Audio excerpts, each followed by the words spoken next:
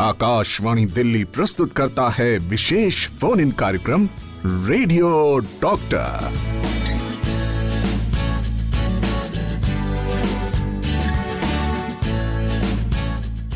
नमस्कार। प्रदूषण का शरीर के विभिन्न अंगों पर दूरगामी प्रभाव पड़ता है।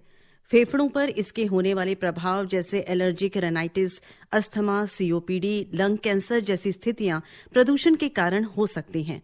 प्रदूषण और श्वसन तंत्र से इसका संबंध तो स्पष्ट है। इस विषय पर हम रेडियो डॉक्टर में पहले भी बात कर चुके हैं और हमारे विशेषज्ञ आपकी समस्याओं का समाधान भी कर चुके हैं। पर आज हम इस कार्यक्रम में बात करेंगे कि प्रदूषण श्वसन तंत्र के अलावा हमारे स्वास्थ्य पर कैसे नुकसान पहुंचा सकता है और पहुंचा रहा है। तो आज का विषय है pollution effect beyond respiratory diseases, यानी श्वसन संबंधी बीमारियों के अलावा प्रदूषण का स्वास्थ्य पर प्रभाव क्या पड़ता है। आपके प्रश्नों, जिज्ञासाओं और समस्याओं के समाधान के लिए हमारे स्टूडियो में हमने इनवाइट किया है डॉक्टर विष्णु गुप्ता को। आप सफदरजंग अस्पताल के डिपार्टमेंट ऑफ मेडिसिन के सीजीएचएस विंग के सीएमओ हैं। सबसे पहले डॉक्टर विष्णु, स्वागत है आकाशवाणी की रेनबो के स्टूडियो में आपका। धन्यवाद मैडम। तो आज जो ये कार्यक्रम आप तक पहुंच रहा है एफएम रेनबो के माध्यम से और साथ ही साथ प्रसार भारती के ऐप न्यूज ऑन एआईआर के माध्यम से हम निरंतर बात कर रहे हैं प्रदूषण पर, उसके हमारे स्वास्थ्य पर होने वाले कुप्रभाव पर। क्योंकि जब हम जानेंगे कि ये स्वास्थ्य पर किस तरह से प्रभाव डाल रहा है, तभी हम कुछ सचेत होंगे और हम कुछ ऐसे कदम उठा सकेंगे जिससे कि ये जो हमारा प्रभाव हमारे शरीर पर पड़ रहा है वो मिनिमम हो, न्यूनतम हो। तो डॉक्टर साहब, आपके जरिए भी हम आज अपने श्रोताओं को यही बताना चाहेंगे कि ये जो प्रदूषण है जो हमारे आसपास फैला हुआ है वो किस तरह से हमारे विभिन्न अंगों पर प्रभाव डालता है। तो कुछ जैसी बात हुई है कि रेस्पिरेटरी जो अंग होते हैं, जो खासतौर पर फेफड़े और जुड़े हुए हमारे अंग होते हैं, उसकी बातचीत हमने की है। तो डॉक्टर साहब, पहला प्रश्न तो यही आता है दिमाग में कि पूरे शरीर के हर ऑर्गन पर इसका प्रभाव पड़ता है या कुछ ऑर्गन्स पर ही पड़ता है? देखिए, इस चीज़ को मैं आपको एक डिफरेंट वे में समझाना चाहूँगा। मैं अपने श्रोताओं को भी ये बताना चाहूँगा कि आज से 7-8 साल पहले एक विटामिन की चर्चा होने लगी थी, विटामिन डी के बारे में। बिल्कुल।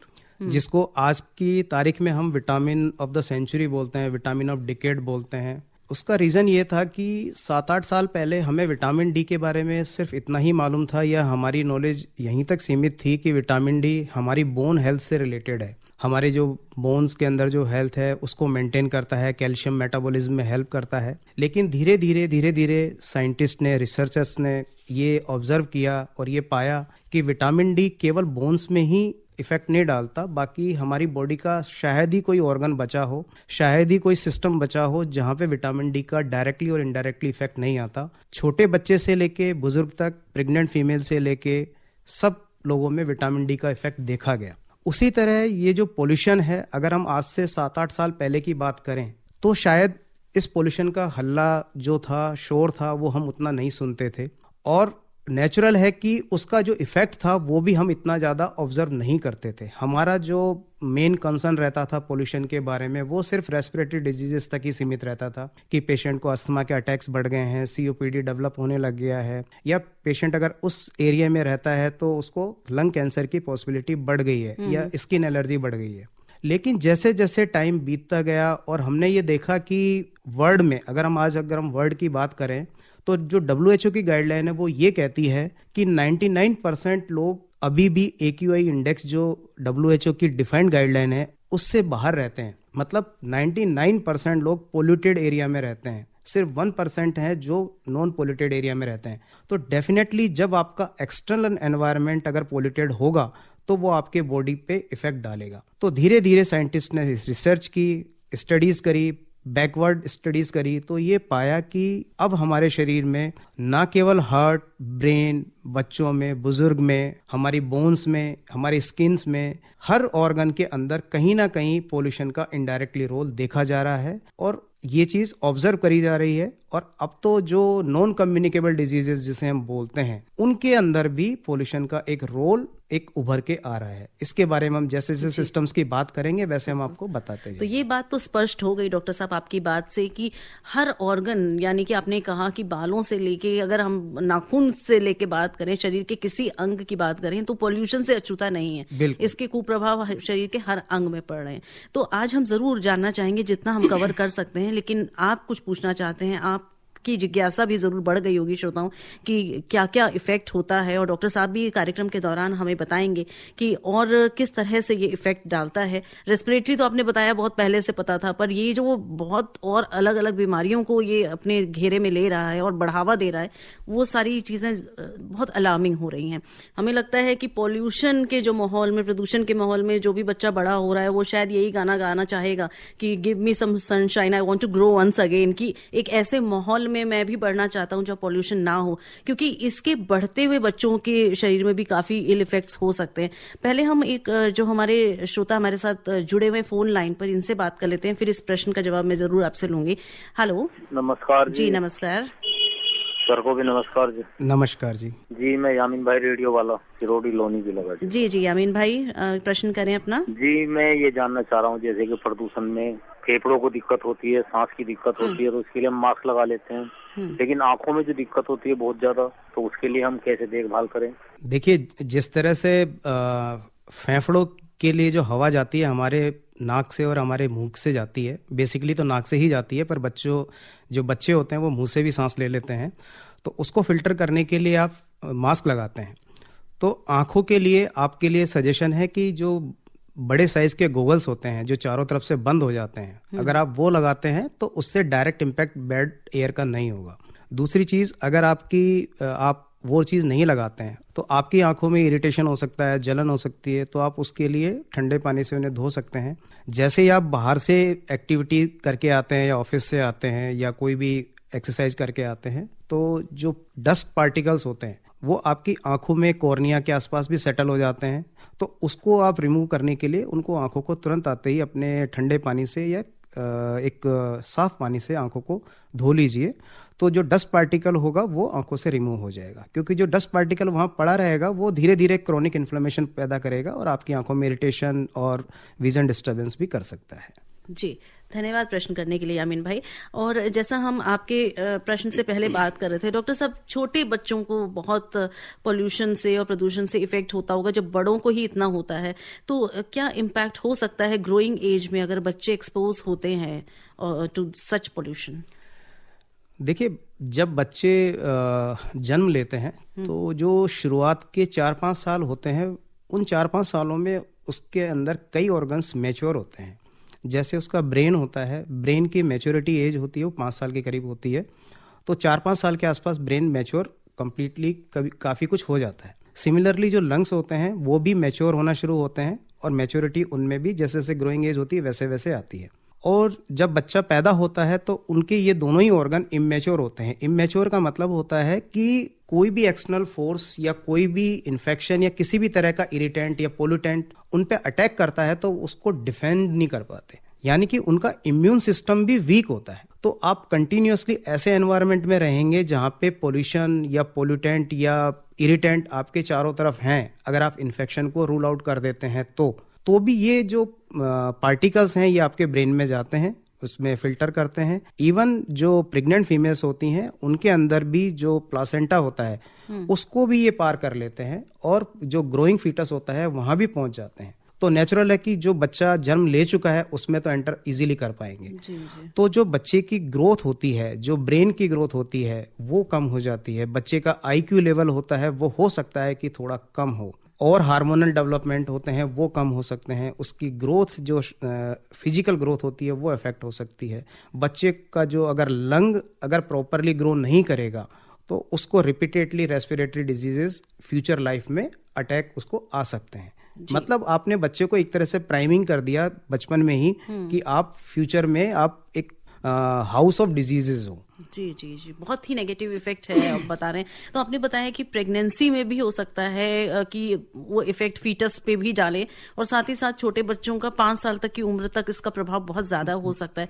पर सर बचाव कैसे हो, क्योंकि अब जहाँ रह रहे हैं दिल्ली एनसीआर में, तो जो ये पॉल्यूशन का स्तर है उसको तो अब जो यहाँ रह रहा है उसे तो रहना ही है ना वहां पर। तो क्या वो हम प्रिवेंशन पे भी बात आगे करेंगे, पर बच्चों को खास तौर पर, क्योंकि अब स्कूल ना भेजें, बाहर ना भेजें, बड़ा मुश्किल है। देखिए, जहां हम रह रहे हैं वो जगह अगर रिलोकेट नहीं हो सकती तो हमें एडजस्ट करना तो पड़ेगा ही, पर हमें ये देखना है कि बच्चे पोल्यूशन से अफेक्ट ज्यादा क्यों होते हैं। इसके 2-3 रीजन होते हैं। एक तो बच्चे की जो रेस्पिरेटरी रेट होती है वो एडल्ट के कंपैरिजन में ट्वाइस होती है। मतलब अगर एडल्ट अगर एक मिनट में अगर 18 से 20 बार सांस लेता है तो बच्चा 40 के करीब लेता है। तो अगर हम ये चीज देखें तो उसकी एक तो रेस्पिरेटरी रेट ज्यादा है, सेकंड उसका इम्यून सिस्टम डेवलप नहीं है, थर्ड क्या होता है कि बच्चे नाक की बजाय कई बार देखा है मुंह खोल के सांस लेते हैं, तीसरी चीज क्या होती है कि बच्चे आउटडोर खेलना पसंद करते हैं। तो आप उनको स्पेशली जो पोल्यूशन पीक सीजन्स हैं उसमें ये चीज सिखाइए कि आउटडोर एक्टिविटी ना करें, क्योंकि जब फिजिकल एक्टिविटी करेगा तो नेचुरल ऑक्सीजन की जरूरत ज्यादा पड़ेगी और वो सांस भी थोड़ी जल्दी जल्दी लेगा, तेज तेज लेगा। तो जितना ज्यादा सांस लेगा उतना ही ज्यादा पोल्यूटेंट उसके लंग में डिपॉजिट ज्यादा होगा। तो वो इंडोर रहे, मुंह से सांस ना ले, और कोशिश करे कि जो एक्सरसाइज हैं जो मतलब जो डीप ब्रीदिंग एक्सरसाइजेज हैं वो थोड़ा अवॉइड करें, क्योंकि जितना हम डीप ब्रीदिंग एक्सरसाइज करेंगे हम उस पोल्यूटेंट को अपनी बॉडी के अंदर और ज्यादा डिपॉजिट करेंगे। तो जैसे कहते हैं, हमेशा हम बात करते हैं कि योग और मेडिटेशन ये सब करना चाहिए। मेडिटेशन तो फिर भी ठीक है, पर योग में जैसे आप प्राणायाम, ब्राह्मी ये करते हैं, डीप ब्रीदिंग की एक्सरसाइजेस करते हैं, तो वो क्या नुकसानदायक हो सकती है? बिल्कुल हो सकती है, क्योंकि पोल्यूशन का लेवल अगर ज्यादा है, पार्टिकल्स अगर उसमें आपके एनवायरनमेंट में घूम रहे हैं 2.5 और 10 वाले, मतलब मैं कंपैरिजन करके बताता हूँ आपको। जैसे समुद्र के किनारे जो रेत पड़ी होती है उसका जो पार्टिकल साइज होता है वो 70 mm के करीब होता है, और वो अगर हम देखना चाहें ना तो एक इंडिविजुअल पार्टिकल को हम इजीली देख नहीं पाते।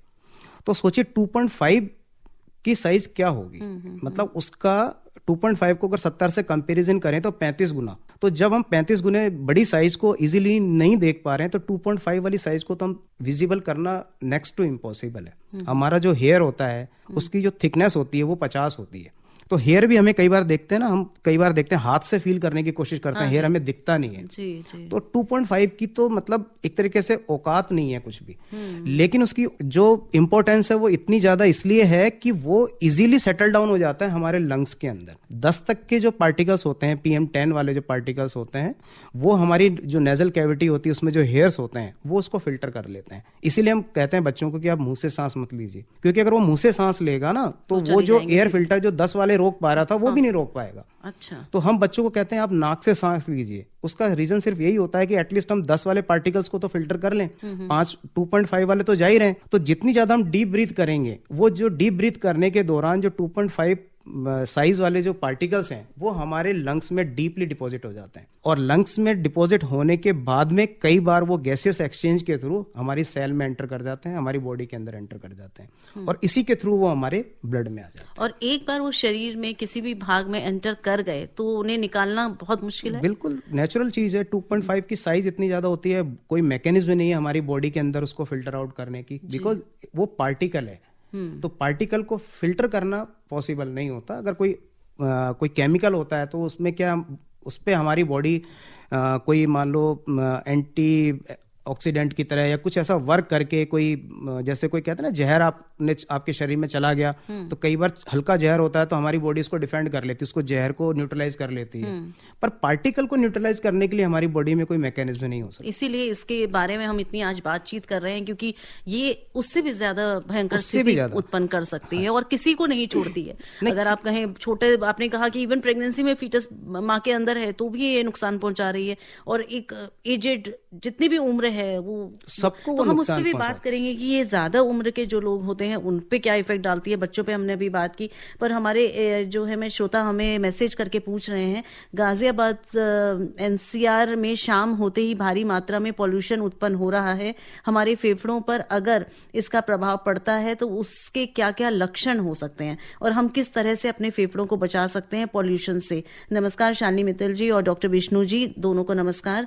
हाथ जोड़कर लिख रहे हैं मनोहर लाल गांधी जी, चाणक्य चौक, गाजियाबाद से। जी देखिए, जो फेफड़े का जो है वो तो आपको सर्व विदित है। अगर आप रोज अखबार भी पढ़ते होंगे, अखबार के 2-3 पन्ने जो हैं वो सिर्फ और सिर्फ पोल्यूशन के बारे में बात करते हैं। तो जो पोल्यूशन है वो मेनली अफेक्ट तो रेस्पिरेटरी ऑर्गन्स को ही करता है। लक्षण क्या दिखते हैं इसके? लक्षण ये है कि जैसे अगर मान लो हम बात करें एक्यूट लक्षणों की, तो एक्यूट लक्षणों में जैसे आपको अगर अचानक से पोल्यूशन लेवल बढ़ जाता है तो जैसे हम देखते हैं ना, कहीं पे आग लग जाती है, कहीं पे धुआं हो जाता है, तो हम किस तरह का फीलिंग आती है, हमें सफोकेटिंग फील होता है, ऐसा लगता है दम घुट रहा है हमारा ना, अचानक से आंखों से आंसू आने लगते हैं और पसीना आने लगता है और मन करता है कि इस जगह से बाहर चले जाएं। तो वो तो एक एरिया है कि भाई चलो यहाँ पे आग लग गई, यहाँ पे धुआं है, आप वहां से चले गए। लेकिन पोल्यूशन में आपके पास ऑप्शन नहीं है, आप जाएंगे कहाँ बच के? तो ये एक सिम्टम्स है कि अगर आप एक्यूट, अगर आपको सिम्टम्स आ रहे हैं तो आपको इस तरह की होगा कि आपको खांसी आने लगेगी, आपका दम घुटेगा, आपको सफोकेशन लगेगा, आप फ्रेश एयर के लिए मतलब वो हो जाएंगे, पैनिक से हो जाएंगे जी। और जैसा अभी यामीन भाई भी कह रहे थे, आंखों में भी जलन, आंखों में जलन से होने लगेगी, इरिटेशन होने लगेगा, स्किन में कोई एलर्जी, फफोले होना, उस तरह की फफोले तो यूजुअली नहीं होते, लेकिन जो पार्टिकल है अगर वो नेचुरल है आपकी बॉडी पे अगर डिपॉजिट होगा तो वो आपको इरिटेट कर सकता है और आपकी बॉडी उससे लड़ने के लिए डिफेंस करेगी, तो काउंटर इरिटेंट को छोड़ेगी, तो वो जो छोड़ती काउंटर इरिटेंट, तो इरिटेशन वहां पे हो सकता है। जैसे आपने कहा कि रेस्पिरेटरी ऑर्गन्स पे इसका इफेक्ट प्रूव हो चुका है, लेकिन स्किन पे भी इसका बहुत इफेक्ट होता है, एलर्जीज जिसको कहते हैं बहुत बढ़ जाती है पॉल्यूशन के कारण, वो किस तरह से मैनिफेस्ट करती है डॉक्टर साहब? देखिए, स्किन एलर्जी आप देखिए मतलब आप नेचुरली है कि कोई पार्टिकल है वो अगर इंटरनल ऑर्गन में डिपॉजिट हो रहा है तो वो इन्फ्लेमेशन करता है। अगर आउटर ऑर्गन जैसे हम बात कर रहे हैं अगर स्किन की, तो स्किन में अगर वो डिपॉजिट हो रहा है या उस पर सेटल डाउन हो रहा है तो वहां पे वो इरिटेशन करेगा, और जब भी वो इरिटेशन करेगा तो आप उसको स्क्रैच करने की कोशिश करेंगे ना। जब आप स्क्रैच करेंगे आपकी जो स्किन है वो थोड़ी ड्राई होने लगेगी, क्योंकि मॉइस्चर जो है, पानी का कंटेंट थोड़ा कम हो गया है। फिर जो गैसेस निकलती हैं, नाइट्रोजन डाइऑक्साइड निकलती है, सल्फर डाइऑक्साइड निकलती है, इनके भी साइड इफेक्ट होते हैं, तो ये भी हमारी स्किन के लिए हार्मफुल होती है।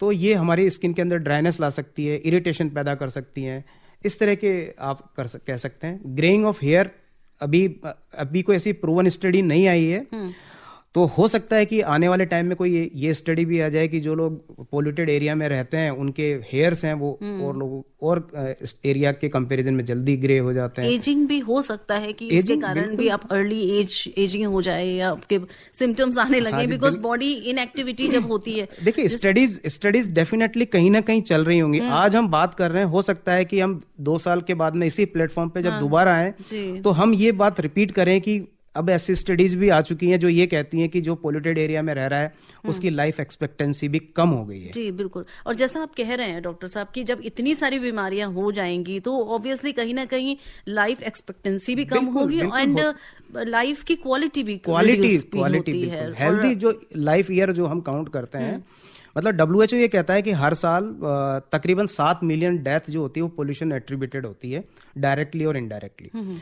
तो ये सेकंड मोस्ट कॉमन कॉज है other than non communicable disease कारण के, मतलब जो नॉन कम्युनिकेबल हम कारण मानते हैं डेथ के, आपकी अनहेल्दी लाइफ स्टाइल है, सॉल्ट इनटेक है, डायबिटीज, हाइपरटेंशन, इनकी वजह से जो डेथ होती है, तो पोल्यूशन वहां पे नंबर 2 पे पहुंच गया जो डेथ करवाता है। ओके।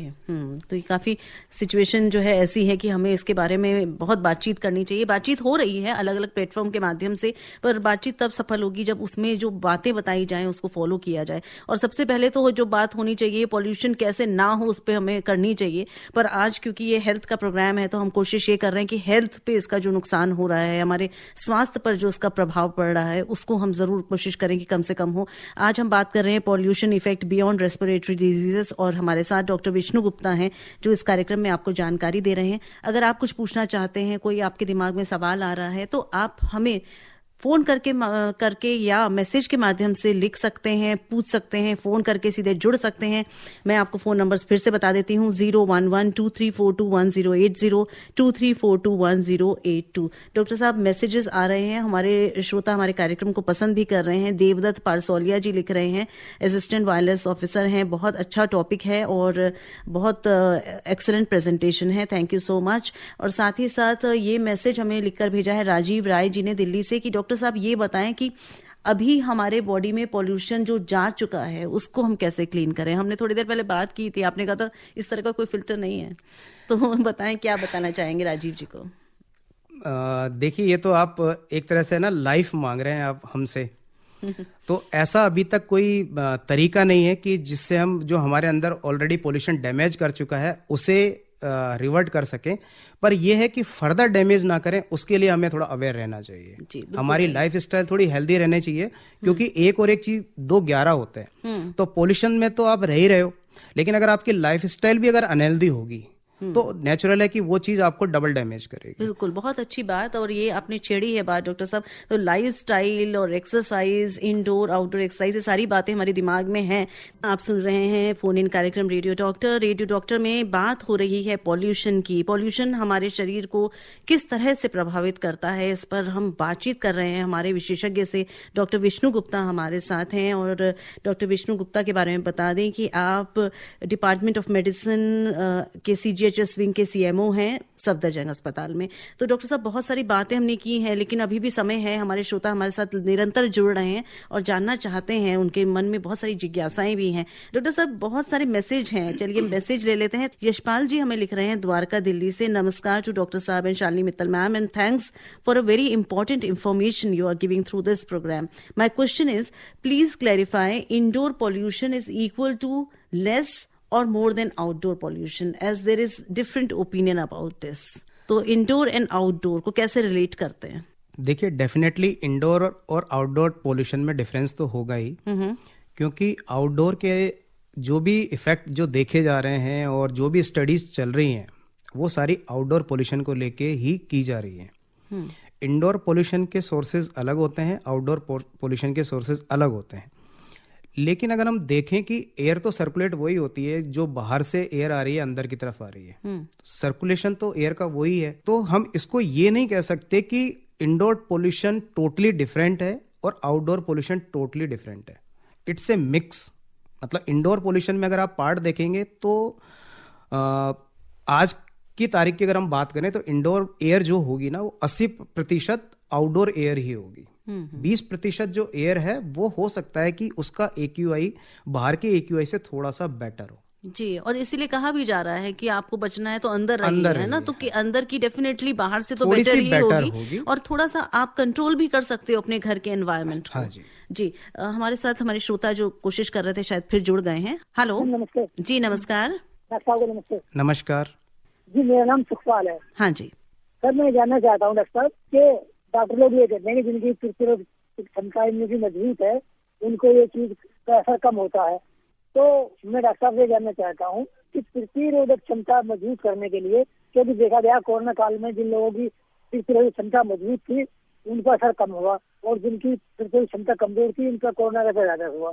तो मैं डॉक्टर साहब सर से जानना चाहता हूँ कि प्रतिरोधक क्षमता मजबूत करने के लिए हम खाने में क्या लें। जी जी जी, ये प्रश्न हम जरूर पूछना चाह रहे थे, आपने पूछ लिया तो आपके माध्यम से सभी श्रोताओं को तक पहुंच जाएगा इसका जवाब। डॉक्टर साहब, बहुत इंपॉर्टेंट है कि क्या खाया जाए जिससे इम्यूनिटी स्ट्रांग रहे, क्योंकि सब तो इम्यूनिटी का ही चलता है। देखिए, एक चीज मैं बताना चाहूंगा कि जो प्रतिरोधक क्षमता है जो हम बोलते हैं इम्यूनिटी, ये बेसिकली इन्फेक्शन के लिए कोट की जाती है। कोरोना वायरस एक इन्फेक्शन था और जो ये पोल्यूशन है ना, ये डायरेक्टली इन्फेक्शन नहीं है, ये इन्फ्लामेशन है। इट्स थोड़ा सा स्लाइटली डिफरेंट है। मतलब इन्फेक्शन होता है ना, वो हमारी बॉडी के इम्यून सिस्टम पे डायरेक्ट अटैक करता है। इन्फ्लामेशन डायरेक्ट अटैक नहीं करता, आता अल्टीमेटली घूम फिर के वो वहीं पर ही है, इम्यूनिटी लेवल पे आता है। तो एक ये चीज क्लियर करिएगा कि जो ये पोल्यूशन है ये डिफरेंट है और इन्फेक्शन एक डिफरेंट है। पर डॉक्टर साहब, जिसकी इम्यूनिटी लो है तो शायद मैं वही चीज बताना चाह रहा हूँ। तो एक चीज तो ये क्लियर आपके दिमाग में रहनी चाहिए। हाँ जी। दूसरा चीज ये है कि इम्यूनिटी बढ़ाने की अगर हम बात करें तो कोई मैजिक पिल नहीं आती है कि जो आपने एक गिलास पानी के साथ ली और आपकी इम्यूनिटी बूस्ट अप हो गई। इम्यूनिटी आप में डेवलप होती है आपकी हेल्दी लाइफ स्टाइल से। आप क्या खाते हैं, आप कैसे रहते हैं, आप क्या पीते हैं, आपकी दिनचर्या क्या है, इन सब से आपकी इम्यूनिटी ओवरऑल डिसाइड होती है। आपका खाना वो हेल्दी होना चाहिए, न्यूट्रिशियस होना चाहिए। आप अपने खाने के अंदर ग्रीन वेजिटेबल्स इंक्लूड करिए, फ्रूट्स इंक्लूड करिए, मिल्क इंक्लूड करिए, पानी भरपूर मात्रा में लीजिए। एंटीऑक्सीडेंट जो हम कहते हैं जैसे आपका नींबू है, तुलसी है, अदरक है, इस तरह की चीज़ें, शहद है, नेचुरल चीज़ें जो इम्यूनिटी बूस्ट करने में हमारी हेल्प करती हैं, उनको आप लीजिए। अनहेल्दी खाना अवॉइड करिए। बच्चे जैसे जंक फूड खाते हैं, इनको अवॉइड करिए। सॉल्ट का इंटेक कम करिए। तो ये सब चीज़ें ओवरऑल मिलके एक इम्यूनिटी बूस्टअप का काम करती है। जी जी, बहुत अच्छी बात। और पहले भी अपने कार्यक्रमों में आपने बताया है कि इम्यूनिटी की कोई पिल नहीं है, नहीं है ना, कि you can chill after taking that pill. तो ऐसा नहीं है, थ्रू आउट आपको वर्क करना पड़ेगा उसके लिए। और ये डॉक्टर साहब ने बताया कि किस तरह से आप वर्क कर सकते हैं। क्योंकि आज हम पॉल्यूशन की बात कर रहे हैं और रेस्पिरेटरी डिजीजेस के अलावा क्या क्या इसके कुप्रभाव हो सकते हैं, इस पर भी हम बात कर रहे हैं। तो डॉक्टर साहब थोड़ा सा बताएं कि कौन कौन से ऑर्गन्स पे क्या तरह का इफेक्ट हो सकता है, अगर हम एक एक करके लेना चाहें, जैसे हार्ट पर या न्यूरोलॉजिकल डिसऑर्डर्स पर, या मैं एक एक लूंगी, आप जरूर बताएं, शॉर्ट में ही बताएं, क्योंकि समय हमारा उसमें भी जाएगा कि हमारे श्रोता भी कुछ कुछ जानना चाहेंगे आपसे। देखिए, तो स्ट्रोक, हार्ट पे पहले बात कर लेते हैं, कार्डियोवैस्कुलर डिजीजेस पे। देखिए, पोल्यूशन के जो इफेक्ट है ना, वो आप दो पार्ट में डिवाइड कर सकते हो कि एक तो डायरेक्ट इफेक्ट और एक indirect effect. Okay. Indirect effect जैसा हमने अभी बात करी ली कि अगर इंसान इंडोर रहेगा, अपनी एक्टिविटीज को रिड्यूस कर देगा, घर के अंदर रहेगा तो खाएगा पिएगा भी ज्यादा, है ना, उसका इंटेक भी बढ़ जाएगा, तो उसकी लाइफ स्टाइल थोड़ी अनहेल्दी हो जाएगी। तो ये हो गए इनडायरेक्ट इफेक्ट। मतलब ये आप करना नहीं चाह रहे थे लेकिन आपको करने पड़ रहे हैं, क्योंकि आप चाहते तो हैं कि बाहर वॉक करना चाहते हैं लेकिन वॉक कर नहीं पा रहे हैं। तो ये तो हो गए इनडायरेक्ट इफेक्ट। जो डायरेक्ट इफेक्ट है, अगर हम उनकी बात करें तो उसमें जो चीज़ है मैंने आपको पहले भी बताई थी, लंग्स के थ्रू जो डस्ट पार्टिकल्स होते हैं, PM 2.5 वाले जो पार्टिकल्स होते हैं, वो लंग में सेटल डाउन हो जाते हैं। जब वो लंग्स में सेटल डाउन होते हैं तो गैसियस एक्सचेंज जब होती है तो वो ब्लड के अंदर पहुंच जाते हैं। ब्लड के अंदर पहुंचने के बाद में वो ऑक्सीडेटिव स्ट्रेस पैदा करते हैं, क्रॉनिक इन्फ्लामेशन प्रोड्यूस करते हैं। किसी भी ऑर्गन में जब क्रॉनिक इन्फ्लामेशन, जैसे अगर वो ब्रेन के अंदर सेटल डाउन हो गए, या आपका ब्लड तो सब जगह सर्कुलेट हो रहा है, तो वो आपका एक तरह से अनहेल्दी ब्लड जो क्रॉनिक इन्फ्लेमेटरी मार्कर्स को लेके घूम रहा है, वो जिस भी ऑर्गन में जाता है तो वहां पे इन्फ्लेमेशन वो शुरुआत करना शुरू कर देता है। उस क्रॉनिक इन्फ्लेमेशन की वजह से क्या होता है, उन वेसल्स के अंदर जब इन्फ्लेमेशन होता है तो वेसल्स की थिकनेस बढ़ जाती है। जब वेसल्स की थिकनेस बढ़ती है तो आपका ब्लड प्रेशर धीरे धीरे बढ़ना शुरू हो जाता है। आपका जो व्यवहार होता है वो देखेंगे, पोल्यूशन के टाइम में आपका जो स्वभाव है वो थोड़ा चिड़चिड़ा हो गया जी है, जी, मेंटल लेवल पे भी इफेक्ट डालता है, मेंटल डिस्ट्रेस आपको हो गया है, तो उसकी वजह से भी आपका ब्लड प्रेशर बढ़ना शुरू हो जाता है। सर्दियों में वैसे ही ब्लड प्रेशर लोगों का बढ़ता है। आपने देखा मेजर अटैक जो हार्ट अटैक आते हैं और स्ट्रोक आते हैं वो सर्दियों में सबसे ज्यादा आते हैं, ऊपर से आपका पोल्यूशन। तो ये सब चीजें मिलके आपका एक्यूट MI के लिए या आपको हार्ट डिजीज के लिए प्रोन कर देती है, प्रिसिपिटेट कर देती है। और स्पेशली जो व्यक्ति जो बॉर्डर लाइन पे हैं, जो प्रोन है, उन लोगों में ये खतरा और भी ज्यादा बढ़ जाता है। जी, जैसे ऑलरेडी BP है या कोई उनको अदर कोमोर्बिडिटीज हैं तो खतरा बढ़ जाता है। और सेम थिंग वो स्ट्रोक के लिए है कि आपका जैसे हल्का फुल्का ब्लड प्रेशर बढ़ेगा, प्रेसिपिटेट हो गया, तो वो आपका ब्रेन स्ट्रोक भी हो सकता है। अच्छा, बाकी न्यूरॉन्स पे जिसका जो इफेक्ट है वो अभी हो सकता है कि मैंने जैसे आपको पहले बताया कि स्टडीज चल रही होंगी, लॉन्ग जो टर्म स्टडीज हैं, कुछ डाटाज हैं जो अभी जैसे अगर हम आगे कोई क्वेश्चन आता है तो हम इस बारे में भी डिस्कशन करेंगे कि कुछ एक दो स्टडीज हैं जो बताती हैं कि किस तरह से पोल्यूशन का लॉन्ग टर्म इफेक्ट इंसानों पे देखा गया। जी जी, हमारे एक श्रोता वेट कर रहे हैं, आइए इनसे बात कर लेते हैं, फोन लाइन पर हैं। हेलो जी जी, मोहम्मद जावेद जी बोल रहे हैं। जी जी जी, नमस्ते जी। मेरठ से बात कर रहा हूँ जी, मेरठ से बोल रहे हैं, अपना प्रश्न पूछें, डॉक्टर साहब सुन रहे हैं। डॉक्टर साहब को भी नमस्ते कहना चाहूंगा। नमस्कार जी। जी सर, जानकारी इतनी प्यारी लग रही है, बहुत अच्छा लग रहा है सर। बहुत बहुत धन्यवाद, आप सुन रहे हैं और हमारा उद्देश्य तो यही है कि जानकारी आप तक सही तरह से पहुंचे और आप सुन रहे हैं तो बहुत अच्छी बात है। और यही कहना चाहूंगा, अभी मैं गाड़ी चला रहा था कुछ दो तीन दिन पहले, तो मेरी भी आंखों में बहुत जलन महसूस हुई और इसी के चलिए आप कुछ जवाब आपने बता ही दिया सर। जी, आप कुछ पूछना चाहें तो पूछें, नहीं तो कार्यक्रम को जरूर सुने पूरा अंत तक आप। ठीक है मैडम। जी जी, बहुत बहुत धन्यवाद कॉल करने के लिए मोहम्मद जावेद जी। और हमारे पास प्रश्न ये भी आया है डॉक्टर साहब, राजकुमार गुप्ता जी नोएडा से लिख रहे हैं कि मेरा एक सवाल है कि पॉल्यूशन क्या पेट्स को भी प्रभावित करता है जैसे हम ह्यूमंस को करता है कि नहीं बिल्कुल करता? करेगा, बिल्कुल। जब आप भी इंसान है, वो अगर जानवर है तो क्या हुआ, उसके अंदर भी जीवन तो है ही, जी बिल्कुल। ऑर्गन्स तो उसके अंदर भी हैं। उन पे स्टडीज नहीं हो पाती हैं, हम पे स्टडीज हो जाती हैं। बिल्कुल। तो वही बात है कि जिस तरह से अगर पेट है तो जितना अंदर रखें, क्योंकि पेट्स को भी लोग बाहर वॉक के लिए लेकर जाते हैं, तो वो ही अवॉइड करना चाहिए इस समय। सारी प्रिकॉशंस जो ह्यूमंस के लिए हैं वही एनिमल्स के लिए भी जी, और यही जानकारी चाहती है मंजू भाटिया जी द्वारका दिल्ली से लिख रही हैं कि बहुत अच्छा टॉपिक है, ये यूजफुल टॉपिक है जो आज आपने लिया है। Should we use air purifier at home? क्या ये हमारी इम्यूनिटी को रिड्यूस तो नहीं कर देगा अगर पूरे टाइम हम प्यूरिफायर में रहेंगे तो? ये एक शंका देखिए, है। प्यूरिफायर के लिए मैं आपको जो बताना चाहता हूँ वो आप सुनिएगा, सोचिएगा, एनालाइज करिएगा। एक तो आप एक दिमाग में एक चीज रखिएगा कि एयर प्यूरिफायर एयर को प्योर करता है, आपको ऑक्सीजन नहीं प्रोवाइड करता। और जब भी आप एयर प्यूरिफायर यूज करते हैं तो अपने जो कमरा होता है उसको सील ना करें। अच्छा। मतलब आपको एयर का वेंटिलेशन उस रूम के अंदर बना रहना चाहिए। कई बार मैंने देखा है कि लोग कमरे को पूरी तरह से बंद कर लेते हैं, हाँ जी। कहीं से भी एयर आने का मौका नहीं छोड़ते। अच्छा, ये गलत है। हाँ जी। ओके। क्योंकि एयर प्यूरिफायर क्या करेगा, सिर्फ जो एनवायरनमेंट की एयर है उसके PM 2.5 और जो 10 वाले पार्टिकल्स हैं उनको फिल्टर आउट कर देता है।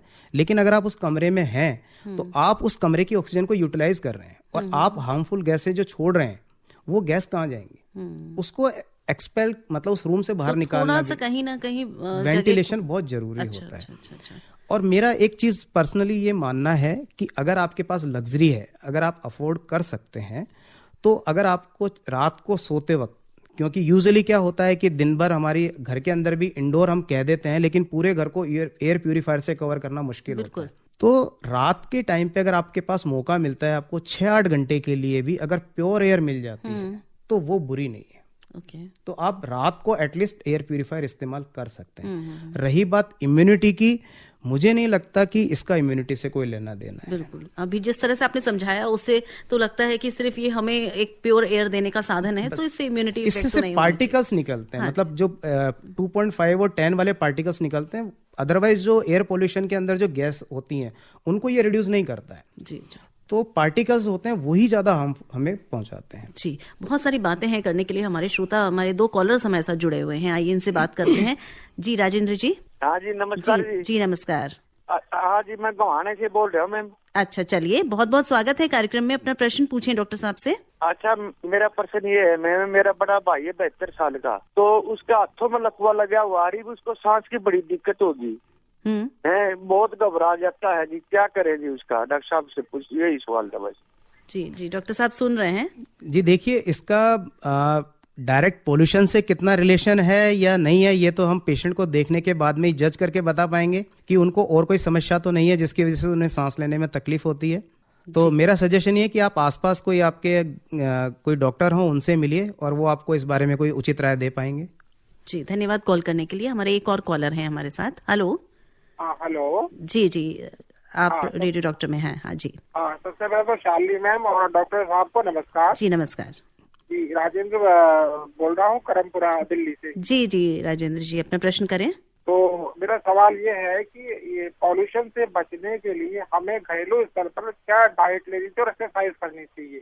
मेरा सवाल तो ये, क्योंकि मुझे इस वक्त एलर्जी की प्रॉब्लम है। पहले मैं जो है ना, मैंने पेट्रोल डीजल की बदबू बर्दाश्त कर रहा था, आजकल जो है जो मॉस्किन मशीन है और ये जो खाना बनाते हैं हम लोग, उसका भी मेरे से बदबू बर्दाश्त नहीं होती। चलिए, डाइट एंड एक्सरसाइज, ठीक है। अगला प्रश्न क्या है आपका? हाँ जी, अगला प्रश्न मेरा, अगर आपके पास डॉक्टर, अगर हम एलर्जी के ट्रीटमेंट के लिए आते हैं तो ये मेडिसिन या ये इंजेक्शन से ही ट्रीटमेंट हो जाता है कि सर्जरी भी करवानी पड़ेगी? और तीसरा मेरा बेटा है या भ्रम है इससे बढ़िया तो जैसे मॉडर्न लेडी बुर्का पहन ले वही पहन ले, क्योंकि आंखों से, कानों से, नाकों से, कहाँ से पोल्यूशन घुसता है तो शरीर में। नहीं तो बाहर जाने को ही मना कर रहे हैं ना डॉक्टर साहब, तो बुर्का पहनने की जरूरत नहीं है, आप बाहर निकलिए ही मत बोल रहे हैं अगर जरूरत नहीं है तो। अगर जितना अवॉइड कर सकते हैं, अगर आप कहीं काम पे जा रहे हैं तो जाना ही पड़ेगा ना डॉक्टर साहब, है ना? बिल्कुल सही। चलिए आपके प्रश्नों को हम एक एक करके कोशिश करते हैं। Diet, exercise. देखिए डाइट के बारे में तो हम ऑलरेडी बता चुके हैं कि आपकी जो डाइट है वो न्यूट्रिशियस डाइट होनी चाहिए, full of green vegetables, fruits and vegetables, है ना। मिल्क होना चाहिए। अगर आप नॉन वेज के शौकीन हैं तो फिर आप फिश वगैरह भी आप इसमें इंक्लूड कर सकते हैं। रही बात एक्सरसाइज की, जैसा आप डायरेक्टली पूछ रहे हैं कि पोल्यूशन से बचने के लिए क्या एक्सरसाइज करनी चाहिए, तो मेरे ख्याल से ऐसी कोई एक्सरसाइज नहीं है जो आपको पोल्यूशन से बचा सके। ऐसी कोई एक्सरसाइज नहीं है। बस आप एक्सरसाइज आप हेल्दी रहने के लिए कीजिए। और क्या सवाल पूछा? कुछ सर्जरी की बात कर रहे थे डॉक्टर साहब, तो वो एलर्जी के लिए अभी तक तो मेडिसिन से भी काम चल जाता है। अगर किसी को सीवियर एलर्जी है तो एंटी एलर्जिक इंजेक्शंस भी आते हैं। मेरे ख्याल से सर्जरी का इसमें कोई रोल नहीं है। जी डॉक्टर साहब, आपने खान पान की अभी बात हम डाइट की कर रहे हैं, तो एक मुझे मैसेज दिखा है, लिखने वाले ने नाम नहीं लिखा है, पर उन्होंने ये लिखा है कि आपने बोला है वेजिटेबल्स खाओ, फ्रूट्स खाओ, तो क्या पॉल्यूशन में ये भी इफेक्ट हो जाते हैं, तो इनको भी खाकर नुकसान ही होना है? देखिए अच्छे से धो के खाइए, क्योंकि जो पार्टिकल्स हैं वो उनके अंदर कितना गए हैं ये तो नहीं बता सकते। और दूसरी बात, इनकी जो ग्रोथ है या जो यहाँ पे पैदा हो रहे हैं वो एरिया नेचुरल है कि वो ग्रीन एरिया होगा, वो इतना पोल्यूटेड एरिया नहीं होगा। और आप जो भी वेजिटेबल और फ्रूट्स लेते हैं उनको अच्छे से धोके खाइए, क्योंकि पार्टिकल्स हैं, नेचुरल है, उनपे भी डिपॉजिट तो होते ही भी होगा डिपॉजिट। बिल्कुल ये बात है सोचने वाली वैसे डॉक्टर साहब। और एक अभी हम जब बात कर रहे थे डॉक्टर साहब ने ये बताया कि डायबिटीज की जो ये बीमारी है इसका भी देखा गया है कि पॉल्यूशन से कुछ नाता है, कुछ रिसर्चेस हुई हैं, इसके बारे में बताइए। ये आपने अच्छा किया कि आपने क्वेश्चन पूछ ही लिया, अदरवाइज मैं आपको इंटरप्ट करके मैं खुद बताना चाहता था, क्योंकि मैं डायबिटीज में बहुत ज्यादा डीपली इंटरेस्ट रखता हूँ। अच्छा। अभी लास्ट ईयर एक स्टडी पब्लिश हुई थी। वो स्टडी इंडिया की प्रीमियम इंस्टीट्यूट ने की थी, और स्टडी की गई थी 2010 से लेके 2016 के बीच में। 2016 तक मुझे नहीं लगता कि पोल्यूशन के बारे में कोई बात भी करता था, लेकिन उस वक्त भी साइंटिस्टों ने इस पोल्यूशन के बारे में सोचना शुरू कर दिया था। अच्छा। स्टडी कहाँ की गई थी? दिल्ली और चेन्नई में। मतलब उस वक्त भी दिल्ली पोल्यूटेड सिटीज के अंदर आता था जी। उन्होंने 6 साल तक तकरीबन 10,000 आदमी और औरतों पे स्टडी की। उन्होंने इनिशियली उनके ब्लड शुगर्स, जैसे कि शुगर हम करते हैं फास्टिंग, HbA1c, PP और अदर पैरामीटर्स। अभी उन्होंने जो स्टडी डिस्क्लोज की है वो सिर्फ शुगर मार्कर्स के लिए की है। तो उन्होंने उसमें क्या पाया कि जो लोग 2010 से लेके 2016 की बात कर रहा हूं, जिनका पोल्यूशन उनके घर के आसपास लेवल अगर मोर देन 10 है, जो नॉर्मल स्टैंडर्ड से अगर वो 10 से ज्यादा है, तो उन लोगों में डायबिटीज की संभावना देखी गई। 10 से क्या मतलब है? मतलब सब AQI तो बहुत हाई चल रहा है। मैं वही आपको चीज समझाना चाह रहा हूँ। जो गाइडलाइन है उस वक्त की, जो गाइडलाइन है उसके साथ उन्होंने तो कई गुना कंपैरिजन किया, तो उन्होंने जो क्राइटेरिया लिया वो 10 के आसपास का लिया था। वो भी नुकसानदायक है। इवन अगर हम वैसे भी बात करें तो जो WHO की गाइडलाइन है वो PM 2.5 के लिए 5 है, 2021 का वो है, और इंडिया की गाइडलाइन 40 है। तो हम ऑलरेडी 8 गुना तो ज्यादा मान ही रहे हैं, पहले से ही है WHO के उससे ज्यादा। और मुझे नहीं लगता कि दिल्ली में मैंने कभी 40 AQI देखा हो।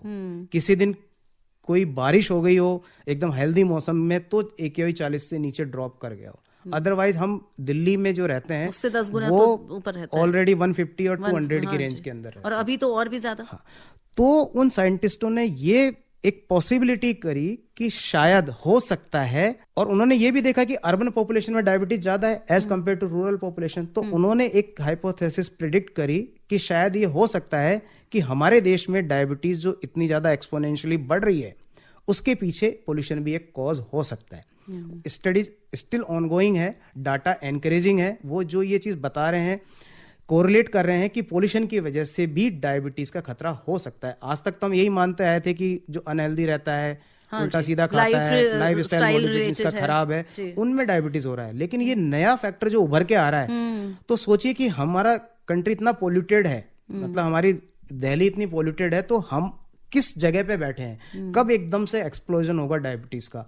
और जो हम यंग डायबिटिक पेशेंट देख रहे हैं, क्या उसके पीछे एक पोल्यूशन भी तो एक कारण नहीं है? तो ये चीज अंदर ही अंदर हमें झांक के देखने की जरूरत है। बिल्कुल बिल्कुल सही बात बोली। एक प्रश्न है कि अनमोल जी पूछना चाहते हैं कि क्या wet curtain, wet towel, wet handkerchief, सुना है जैसे आपने बोला बारिश होती है तो लेवल कम हो जाता है, कुछ फर्क पड़ता है अगर हम इसको लगाकर लपेट कर चलें तो? देखिए, वेट जो है ना, वो बेसिकली क्या होता है, जब चीज ड्राई हो जाती है ना तो उसके पोर्स खुल जाते हैं। कोई भी चीज होती है, अगर आप देखेंगे जब वो ड्राई होता है तो उसके पोर्स से हवा आराम से आर पार चली जाती है। जब वो चीज वेट होगी तो वो पोर्स बंद हो जाएंगे। तो आप बेसिकली 2.5 और 10 वाले जो फिल्टर्स हैं ना, उनको जो पार्टिकल्स हैं उनको आप फिल्टर आउट कर पाओगे। तो हम ये भी कहते हैं, जैसे इंडोर, जब आप पूछते हैं कि इंडोर पोल्यूशन हम कैसे रिड्यूस करें, तो हम लोगों को ये सजेस्ट करते हैं कि आप ड्राई डस्टिंग ना करें, आप वेट मॉपिंग करें। अगर आपको लगाना है घर के अंदर सफाई करनी है, आप झाड़ू नहीं लगाएं, आप वैक्यूमिंग करें। अच्छा, स्पेशली जो कर्टन्स वगैरह होते हैं उनमें तो आप वैक्यूम ही करें। आपको जो फ्लोर का अगर मॉपिंग करनी है तो वो आप डायरेक्ट वेट मॉपिंग करें, आप ड्राई मॉपिंग ना करें। तो उसका रीजन सिर्फ यही होता है कि जब आप झाड़ू लगाएंगे तो वो डस्ट पार्टिकल्स जो सेटल डाउन है ऑलरेडी, वो वापस से उठ जाएंगे और आप उनको इनहेल कर लेंगे। तो वेट के पीछे लॉजिक वही है। अगर आप नेचुरल जो क्या कहते हैं मास्क लगा के चलते हैं ना, जो मास्क होता है वो ड्राई होता है और उसमें से एयर भी आती जाती है, लेकिन अगर आप टोटली उसको वेट कर लेंगे तो एक तरीके से आप एयर को आने से भी रोक देंगे। अच्छा, क्योंकि तो कहीं ना कहीं थोड़ा सा मदद मिल सकती है, लेकिन आप उसको फुल्ली आप उसको लगा के रह नहीं सकते। ठीक है, तो आपके प्रश्न का जवाब अब तक पहुंच गया अनमोल जी। और एक सवाल आया है, 37 इयर्स का हूँ, ड्राइवर हूँ, जॉब मेरी यही है। इन्होंने अपना नाम तो हमें नहीं लिखा है, पर लिखा है कि हाँ, गौरव लिखा है। गौरव बोल रहा हूँ जबरी सीतापुरी दिल्ली से। तो डॉक्टर साहब ये बताएं कि मुझे पॉल्यूशन की वजह से हमेशा गले में दर्द सा बना रहता है, मैं क्या करूँ? तो कुछ घरेलू कुछ नुस्खा है गार्गल करने से या गर्म पानी पीने से? अगर आप जैसे आप बता रहे हैं आप ड्राइवर हैं और लॉन्ग ड्राइव मतलब ड्राइव काफ़ी करते हैं, तो आपके लिए बेटर सजेशन तो ये रहेगा कि आप जो है आप मास्क यूज़ करें। तो मास्क अगर आप यूज़ करेंगे तो जो एयर पार्टिकल्स हैं, जो डस्ट पार्टिकल्स हैं, वो आपके गले में सेटल नहीं होंगे, क्योंकि वो जो डस्ट पार्टिकल आपके गले में सेटल हो रहे हैं वही तो इरिटेट कर रहे हैं आपके गले को, जिसकी वजह से आपका बार बार गला खराब रहता है और आपको बार बार खांसी आती है। तो बेटर सजेशन ये है कि आप मास्क यूज़ करें जब आप ड्राइव करते हैं। N95 लगाइए। अगर आप वो नहीं लगा पाते हैं तो एटलीस्ट कम से कम कपड़ा ही, एक पतला सूती कपड़ा ही लगा लीजिए, तो उससे जो कोर्स पार्टिकल्स होते हैं वो सेटल डाउन हो जाएंगे और आपके गले तक नहीं पहुंचेंगे। जी, और डॉक्टर साहब आपने कहा कि हमारी जिम्मेदारी है इसको, पोल्यूशन को कंट्रोल करना हर इंडिविजुअल की जिम्मेदारी है। चलते चलते क्या मैसेज देना चाहेंगे? देखिए, कोई भी शुरुआत करनी होती है तो घर से ही करनी होती है। समाज तभी बदलता है जब हम अपने आप को बदलने की कोशिश करते हैं। जैसे मैंने अभी आपको बताया कि इंडोर पोल्यूशन जो है, इंडोर पोल्यूशन के कारण मैंने आपको बताया कि आपको वेट मॉपिंग करनी है, ड्राई डस्टिंग नहीं करनी है। कोशिश करिए कि आपको अगर वैक्यूम क्लीनिंग करिए। घर के अंदर कोई ऐसी चीज़ें मत जलाइए, जैसे अगरबत्ती होती है, उसका जो धुआं होता है वो भी एक पोल्यूशन का कारण होता है। घर में कूड़ा कचरा होता है, कई बार लोग गली में होता है इकट्ठा करके कूड़े में आग लगा देते हैं, ये काम नहीं करिए। कोशिश करिए, जिम्मेदार बनिए, कार पूलिंग करिए, पब्लिक ट्रांसपोर्ट का यूज़ करिए। और कार्बन फुटप्रिंट्स जो हैं, जो आपके पूरे चारों तरफ कार्बन ही कार्बन फैला हुआ है, जो डस्ट पार्टिकल फैले हैं, उनको सेटल डाउन करने में सब मिलके कलेक्टिव एफर्ट्स करिए। बिल्कुल, कलेक्टिव एफर्ट्स करने हैं, तभी हम इस पोल्यूशन के जो महादानव है उससे मुक्ति पा पाएंगे। और आज हमने pollution effect beyond respiratory diseases, इस बारे में जानकारी प्राप्त की डॉक्टर विष्णु गुप्ता से। आप सफदरजंग अस्पताल के डिपार्टमेंट ऑफ मेडिसिन के CGHS विंग के CMO हैं। डॉक्टर साहब, समय निकाला है इस महत्वपूर्ण विषय पर, आपने हमारे श्रोताओं के जितने भी प्रश्न हैं उनके जवाब दिए हैं, इसके लिए बहुत बहुत धन्यवाद। धन्यवाद। और अब इस आशा के साथ कि हम सब मिलकर काम करेंगे, पोल्यूशन को दूर भगाएंगे, आप स्वीकार करिए अपनी दोस्त शालिनी मित्तल का भी नमस्कार। अभी आप आकाशवाणी दिल्ली से विशेष फोन इन कार्यक्रम रेडियो डॉक्टर सुन रहे थे। कार्यक्रम की प्रस्तुतकर्ता थी शालिनी मित्तल।